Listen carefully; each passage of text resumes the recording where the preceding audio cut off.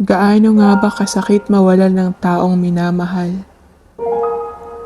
Kapag nauna sila ng hindi inaasahan, yung di mo aakalain, pero sa isang iglap, kinuha na sila ng Diyos mula sa atin. Kaibigan, kapamilya o kakilala, may mga taong mapapalapit sa atin. Namamahalin natin at magkakaroon ng parte sa mga buhay natin, mga taong masasabi nating importante. Pero ang buhay hindi talaga natin kontrolado. Tanging Diyos lang ang may hawak nito. Kaya kapag dumating yung araw na ayaw naman natin, maiiwan tayong nasasaktan at nagtatanong. Nananalangin na sana wag muna. Kasi hindi pa natin kaya na sila ay mawala. Pero iba ang dikta ng bawat libro nila. Pagtatapos na pala ng kanilang mga istorya. Ang buhay natin sa daigdig na ito ay pahiram lang sa atin ng Diyos. At kapag dumating na yung panahon na babawiin niya, wala na tayong magagawa pa. Masakit, malungkot at sadyang nakakapanlumo. Yung sakit na hindi mawala-wala at mga luhang di matapos sa pagtulo. Pagsariwa sa mga alaalang naiwan nila at pagbigkas ng pasasalamat sa buhay na kanilang ibinahagi sa bawat isa. Tayo ang nabubuhay, kaya marapat na tayo ang magpatuloy. Isama natin ang kanilang mga alaala sa bawat araw, ipagpasalamat ang panahong nakasama natin sila at mahalin natin ang ating mga sarili dahil tiyak, yun rin ang nais nila. Sa iyong pagpanaw, kami ay nangungulila.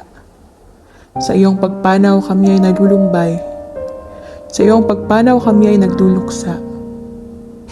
Sa iyong pagpanaw, kami ay hindi pa handa. Sa iyong pagpanaw, nag-iwan ka ng malaking puwang. Magiging mahirap na muli ay bumangon ngayong wala ka na. Ang mga nakasanayan ay tiyak na magbabago at matatagalan bago mawala ang sakit na nadarama. Sa iyong pagpanaw, marami ang nasasaktan. Marami ang nangangarap na sana panaginip na lamang. Na sana ang lahat ng ito ay hindi katotohanan at sa pagmulat ay ngiti mo ang masisilayan. Sa iyong pagpanaw, mahirap tanggapin na ang kagaya mo ay kinuha na mula sa amin. Kung pwede lang sana ang libro mo ay wag mo nang isara. Kung pwede lang sana. Magagandang iyong nagawa para sa kapwa, ngayon ay nababasa na ng madla. Mga parte ng buhay mo na hindi alam ng nakararami, ngayon ay ikinikwento bilang paggunita. Salamat sa mga aral ng buhay na iyong ibinahagi. Salamat sa pagtayo bilang aming haligi. Salamat sa iyong mga kwento, tawa at ngiti. Salamat sa pagmamahal na hindi namimili. Kami ang magtutuloy ng iyong kabutihan. Kami ang patuloy na sa buhay ay lalaban. Kami ang magsasabuhay sa lahat ng iyong mga salita.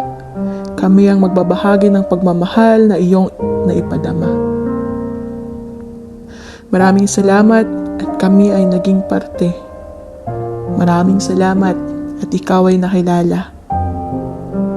Ikaw sa aming lahat ay naging biyaya. Kaya maraming salamat sa iyong buhay.